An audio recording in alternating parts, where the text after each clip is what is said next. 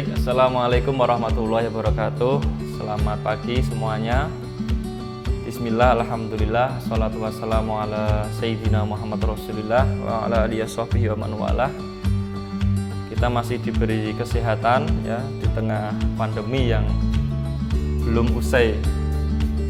Tapi kita tetap berusaha untuk produktif, untuk mengisi waktu-waktu yang kita lalui sehari-harinya dengan hal-hal yang bermanfaat. Pada kesempatan kali ini saya akan mengampu mata kuliah sejarah intelektual Islam di Indonesia dalam tema sejarah pesantren ya. Jadi di prodi sejarah peradaban Islam itu ada satu mata kuliah sejarah intelektual Islam di Indonesia yang menjadi mata kuliah wajib ya. Dan kesempatan kali ini kita akan bahas tentang sejarah intelektual di pesantren. Karena kita tahu bahwa tradisi intelektual itu dimulai pada masa berkembangnya Islam di Nusantara, Islamisasi yang dibawa oleh para penyebar Islam. Menurut beberapa teori, ada teori Arab, ada teori Gujarat, ya, ada teori Cina, ada teori arus balik ya. Gimana kalau dalam teori Arab dijelaskan bahwa Islam itu dibawa oleh orang-orang dari Arab. Salah satunya adalah dari Hadramaut. Hadramaut itu kalau sekarang di negara Yaman, atau yang lebih kita kenal dengan para habaib, para Alawiyin, para keturunan Nabi. Jadi seperti itu. Saluran Islamisasi Islam dibawa di Nusantara ini salah satunya melalui pedagang ya. Jadi mereka berdagang dari daerahnya masing-masing, kemudian dari Arab misalnya, kemudian singgah di India, kemudian sampai di Aceh, dari Aceh kemudian bergerak ke Jawa dan seterusnya dan seterusnya. Ada juga yang mengatakan dari saluran kesenian ya. Kesenian ini banyak sekali yang dikembangkan oleh para penyebar Islam, salah satunya Wali Songo. Yang paling populer adalah Sunan Kalijaga dengan wayangnya ya. Ada juga saluran Islamisasi melalui tasawuf ya, di mana Islam ini berkembang di Nusantara itu melalui cara yang dimensi batiniah ya, bukan formal, artinya bukan dengan cara fikih yang rigid, yang kaku, namun dengan substansi fikih yang dikenal dengan tasawuf ya, tasawuf, sehingga lebih lembut ya, tidak dengan cara-cara yang keras, namun dengan cara-cara yang damai dan toleran ya. Dan juga dengan saluran-saluran yang lain. Dari periodisasi Wali Songo kemudian berdirilah beberapa pendidikan non formal dengan tradisi intelektualnya, yakni salah satunya adalah pesantren. Kalau kita mendengar kata pesantren, maka itu berasal dari kata santri yang disandingkan dengan pe dan an, pe tambah santri plus an. Sehingga kalau kita lihat santri ditambahi dengan kata pean itu menjadi pesantren. Pesantren itu berarti adalah tempat belajarnya dari para santri. Ada juga dalam istilah yang lain, pesantren itu berasal dari kata atau bergabung dengan kata pondok, pondok pesantren. Sehingga kalau pondok ini berasal dari kata funduk yang berarti asrama ya. Yang berarti ya, kalau di pondok itu biasanya ada itu kamar-kamar ya, ada asrama, ada ada tempat untuk belajar, itu funduk. Kemudian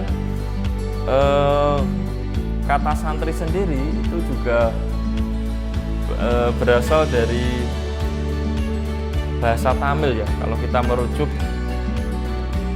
penelitian dari Zamasari Dhofir, tradisi pesantren itu berasal dari bahasa Tamil India yang berarti guru mengaji. Ada juga yang berasal dari kata sastri, yang berarti orang yang tahu buku-buku suci agama Hindu. Sehingga orang santri inilah yang diberi otoritas untuk mempelajari hal-hal yang berkaitan dengan keagamaan. Kita tahu bahwa dalam tradisi Hindu itu ada kasta-kasta. Yang tertinggi adalah kasta Brahmana, kemudian kesatria, kemudian Sudra ya, yang terakhir ada Brahmana, ada kesatria, ada Waisya ya. Waisya itu para pedagang, kemudian yang terendah adalah Sudra.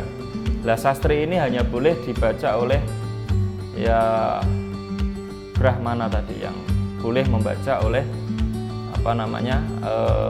buku-buku suci. Kemudian sastri juga berasal dari sastra, yang berarti buku suci. Namun ada versi yang lain yang sastri yang mirip dengan kata cantrik, yang berarti para pembantu begawan ya. Sehingga dalam tradisi pesantren itu ada namanya khidmah, atau dia itu mengabdi dalam seorang kiai yang menjadi orang yang dipatuhi, orang yang diikuti, orang yang menjadi sosok guru.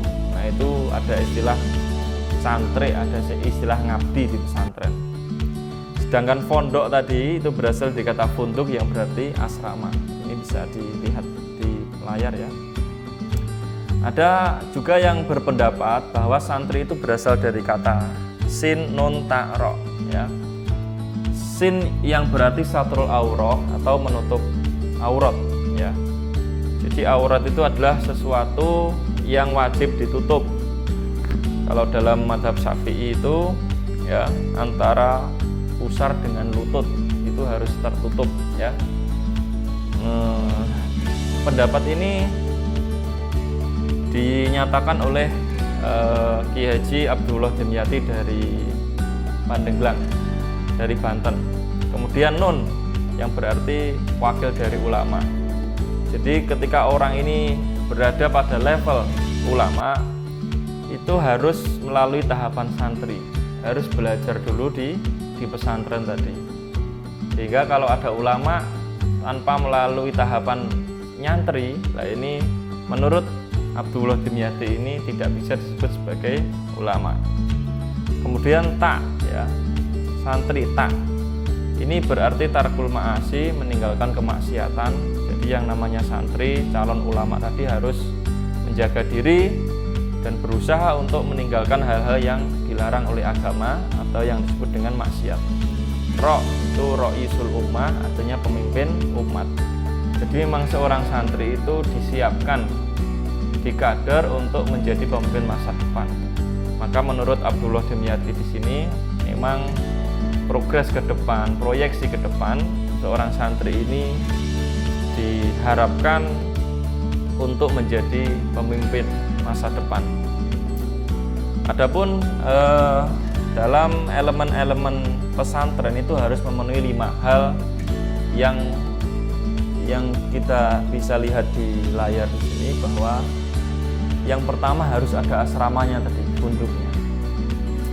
Yang kedua harus ada masjidnya.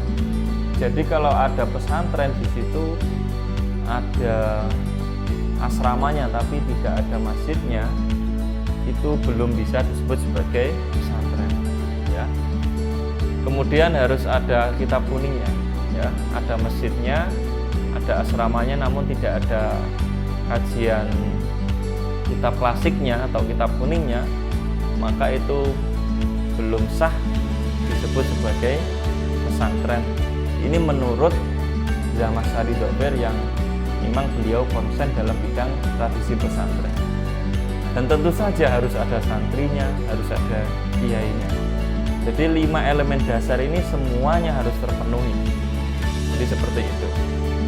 Dan di pesantren itu sangat erat dengan tradisi intelektual, karena banyak kajian-kajian yang disebut sebagai bahsul masail ya.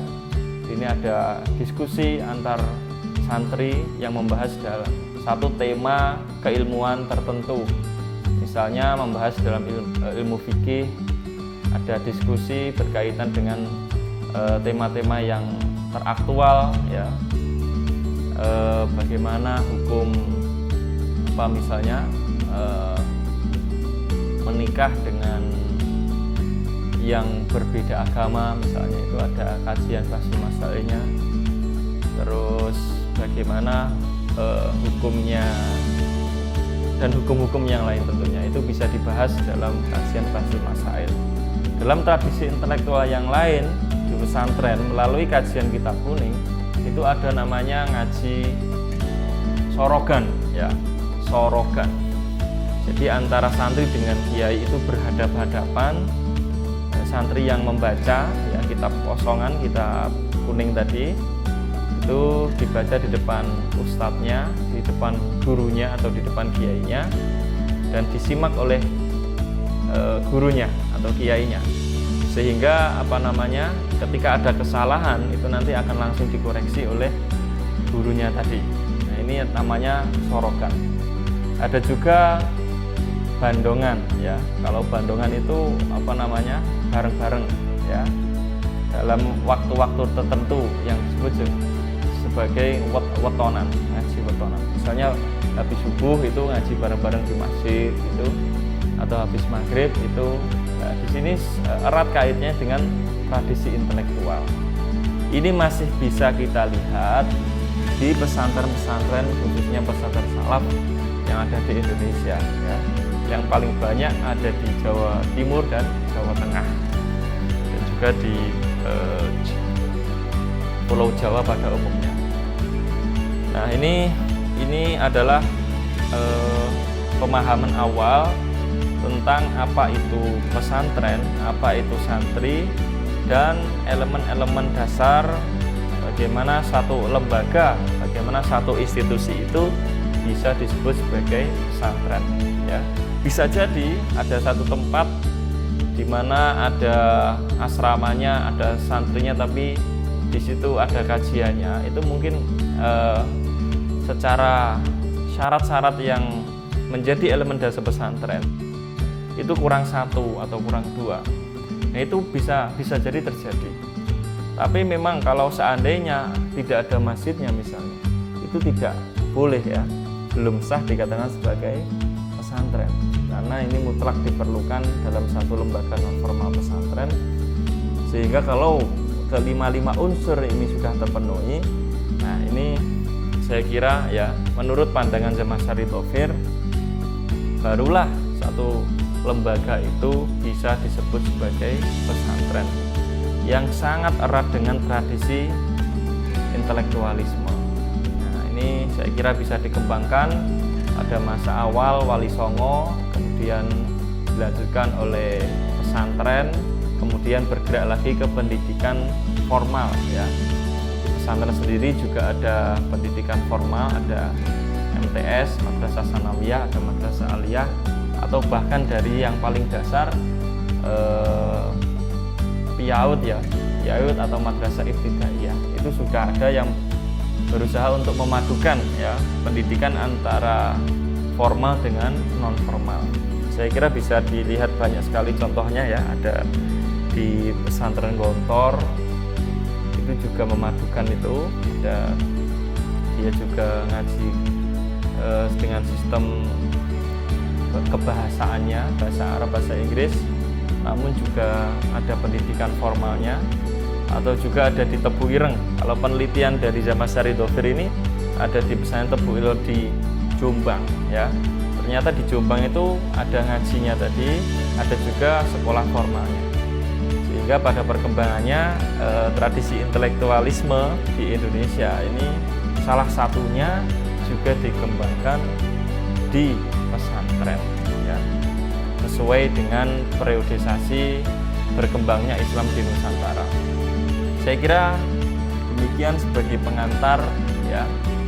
Untuk selanjutnya kita lanjutkan mata kuliah sejarah intelektual Islam di Indonesia dengan tema-tema yang sudah kita tentukan di RPS sampai pada pertemuan yang ke-14 ya. Sekian dari saya, kurang lebihnya mohon maaf. Akhirul kalam, wassalamualaikum warahmatullahi wabarakatuh.